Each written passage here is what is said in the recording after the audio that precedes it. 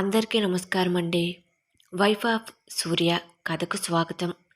ఈ కథకు సంబంధించిన మిగిలిన అన్ని పార్ట్స్ కూడా మన ఛానల్లో ప్లేలిస్ట్లో సేవ్ చేయబడి ఉన్నాయండి. ఒకవేళ మీకు ఇంట్రెస్ట్ అయితే కనుక వెళ్ళి చెక్ చేయొచ్చు. మరిక కథలోకి వెళ్దాం. కాలేజీకి వెళ్ళిన తరువాత చందు కోసం క్లాస్ మొత్తం వెతుకుతున్నాడు సూర్య. మధు, గాయత్రి కనిపించారు కానీ చందు కనిపించలేదు. చందు ఎక్కడా అన్నట్టుగా గాయత్రిని సైగ చేస్తూ అడుగుతాడు సూర్య. తనకి హెల్త్ బాలేదు అని అంతకు మించిన సైగలను యాక్షన్ చేస్తూ చెబుతుంది గాయత్రి. ఏమైంది అని మళ్ళీ సైగ చేస్తాడు సూర్య. లేదు, తరువాత చెప్తాను అంటుంది. సూర్య డల్ అయిపోయి లంచ్ బ్రేక్ కోసం ఎదురుచూస్తున్నాడు తప్ప క్లాసులో జరిగే సబ్జెక్ట్ మీద కాన్సంట్రేషన్ చేయలేకపోయాడు. మధ్యాహ్నం లంచ్ బ్రేక్లో డైనింగ్ హాల్లో గాయత్రి దగ్గరకు వేగంగా పరిగెత్తుకుంటూ వెళ్ళి, చందుకేమైంది, ఎందుకు తను రాలేదు అంటూ గుక్క తిప్పకుండా ప్రశ్నల వర్షం కురిపించాడు. అది గమనించిన గాయత్రి నవ్వుకుంటూ, చూడు సూర్య, నీ చందుకి ఏమీ కాలేదులే, జస్ట్ ప్రతి మంతలో ఉండే ఇల్నెస్నే, డోంట్ వరీ అంటుంది.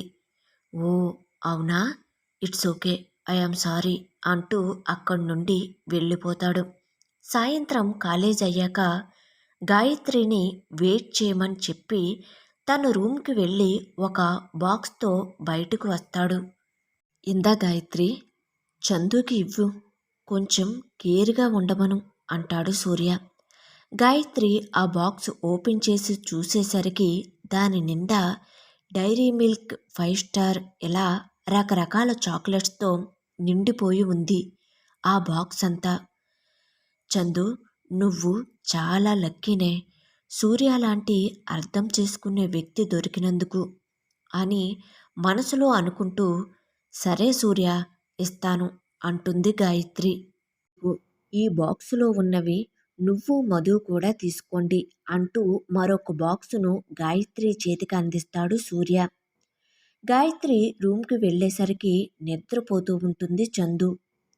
మధు గాయత్రి వచ్చిన అలికిడి విని నెమ్మదిగా లేస్తుంది. ఈరోజు క్లాసులో ఏం చెప్పారే అంటుంది చందు. ఆ సరే, ఏం చెప్పారో నీకు నోట్స్ ఇస్తానులే గాని నీకిప్పుడు ఎలా ఉందే అంటుంది గాయత్రి. ఆ ఇప్పుడు కొంచెం కడుపు నొప్పి తగ్గిందిలేవే అంటూ నీరసంగా సమాధానం చెబుతుంది చందు. ఇదిగోవే చందు, సూర్య ఈ బాక్స్ ఇవ్వమని నీకు ఇచ్చాడు. అవునా, ఏంటి అంటూ ఆతృతగా బాక్సును ఓపెన్ చేస్తుంది చందు. అందులో ఉన్న చాక్లెట్స్ని చూసి చాలా హ్యాపీగా ఫీల్ అవుతుంది. నన్ను అడిగాడా అంటుంది చందు కళ్ళు పెద్దవి చేసి. ఓ, ఎందుకు అడగలేదు, నీకు బాలేదని చెప్పా అంటుంది గాయత్రి చేతికి ఉన్న వాచ్ను తీస్తూ. ఆ ఏంటి, నేను ఇలా అని చెప్పేశావా, ఏంటే నువ్వు అసలు అంటూ ఫీల్ అవుతుంది చందు. ఆ చెప్తే తప్పేముందే, వాళ్ళ అమ్మగారు, అక్క కూడా ఉన్నారుగా. అయినా సూర్య చాలా మంచివాడే చందు అంటూ చందు ప్రక్కకు వచ్చి కూర్చుంటూ చెబుతుంది గాయత్రి. అవును, సూర్య చాలా మంచివాడు అనుకుంటూ తల దించుకుని సిగ్గుపడుతుంది చందు. వీళ్ళు ఇలా మాట్లాడుకుంటూ ఉండగా మధు ఫోన్లో ఎవరితో వాదించినట్లు మాట్లాడుతుంది. కంగారు పడిన చందు, గాయత్రిలు, ఏంటి మధు, ఏం జరిగింది, ఎవరు నీతో మాట్లాడేది అని అడుగుతారు. నేను ఇంకా ఎవరితో గొడవ పడతానే, మావయ్యనే, రేపు సండే కదా, బయటకు తీసుకువెళ్తాను అంటున్నాడు. నేను ఎగ్జామ్స్ దగ్గరలో ఉన్నాయి, తర్వాత వచ్చే సండే వెళ్దాం అంటున్నా, వినటం లేదు. మరి ఇప్పుడు ఏం చేస్తావు, ఏముంది, ఇక వెళ్ళక తప్పదు మరి అంటుంది మధు. ఆదివారం ఉదయం 6 గంటలు అయ్యేసరికి మధు కోసం హాస్టల్ దగ్గరకు వచ్చాడు మధు వాళ్ళ మామయ్య సతీష్. మధు, నీకోసం ఎవరో వచ్చారట అని కారిడార్ నుండి పిలుపు వినపడుతుంది. ఆ వస్తున్నా అంటూ మంచి వైట్ కలర్ చుడిదార్ వేసుకుని లూజ్ హెయిర్తో సతీష్ను కలవటానికి పరుగున వెళ్తుంది. వాళ్ళ మామయ్యను చూసిన వెంటనే ఆనందంతో దగ్గరికి వెళ్ళి, ఎంతసేపు అయ్యింది మామయ్య, ఎలా ఉన్నావు అంటూ సతీష్ చేతులను తన చేతులతో చుట్టేసి అడుగుతుంది. ఇంతలో చందు గాయత్రీలు కూడా అక్కడికి రావటంతో వాళ్ళిద్దరినీ, మావయ్య, వీళ్ళిద్దరూ నా రూమ్మేట్స్ మరియు బెస్ట్ ఫ్రెండ్స్ కూడా, చందు గాయత్రి అని పరిచయం చేస్తుంది. ఓ అవునా, సరే, హాయ్ అండి అని ఇద్దరినీ పలకరిస్తాడు. అక్కడికి సూర్య బ్యాచ్ కూడా చేరుకుని కొంత సమయం మాట్లాడుకుంటారు అంతా. సరే, ఇక మనం బయలుదేరదామా అంటాడు సతీష్. ఆ సరే అంటూ మధు చందు గాయత్రీలకు సరేనే బాయ్ అని చెప్పి సతీష్ బైక్ పైన వెనుకన కూర్చుంటుంది. తొందరగా వచ్చేయ్ అంటూ చందు గాయత్రీలు చేతితో టాటా చెబుతూ అంటారు. చెప్పు మధు, మొదట ఎక్కడికి వెళ్దాం అంటాడు సతీష్. నాకేం తెలుసు, నువ్వు తీసుకొచ్చావు కాబట్టి నువ్వు ఎక్కడికి తీసుకువెళ్తే అక్కడికి వస్తాను అంటూ సతీష్ను మరింత గట్టిగా కౌగిలించుకుని కూర్చుంటుంది.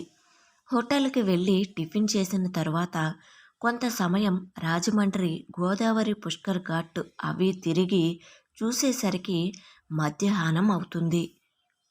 అక్కడ మధు డ్రెస్ కొంచెం పాడవుతుంది. అయ్యో, ఇప్పుడు ఎలా అని అనుకుంటుంది మధు. ఏం పర్వాలేదులే, ఒక కొత్త డ్రెస్ కొనిస్తానులే, వేసుకుందువు అని చెప్పి సతీష్ ఒక డ్రెస్సును తీసుకుని, ట్రయల్ రూమ్లో నువ్వు చేంజ్ చేసుకోవటం కష్టంగా ఉంటుంది కాబట్టి ఇక్కడ దగ్గరలో హోటల్ రూమ్స్ ఉన్నాయేమో చూస్తాను అని చెప్పి దగ్గరలో ఉన్న హోటల్లో రూమ్ బుక్ చేస్తాడు సతీష్. ఇద్దరు హోటల్ రూమ్కి వెళ్తారు. రూమ్కి వెళ్ళిన తర్వాత డ్రెస్ చేంజ్ చేసుకోవటానికి బాత్రూంలోకి వెళ్తుంది మధు.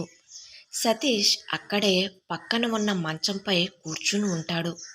మధు బాత్రూమ్ తలుపుకు ఉన్న గడియను సరిగా పెట్టుకోవటం మర్చిపోతుంది. గాలికి తలుపు కొంచెం పక్కకు వెళుతుంది. వైఫ్ ఆఫ్ సూర్య కథ కొనసాగుతుంది. కథ నచ్చినట్లయితే తప్పకుండా లైక్ చేయండి. అదేవిధంగా సబ్స్క్రైబ్ చేసుకుని మన ఛానల్ని ఎంకరేజ్ చేయవలసిందిగా మనస్ఫూర్తిగా కోరుకుంటున్నానండి. ఇప్పటి వరకు సబ్స్క్రైబ్ చేసుకున్న ప్రతి ఒక్కరికి చాలా చాలా థ్యాంక్స్ అండి.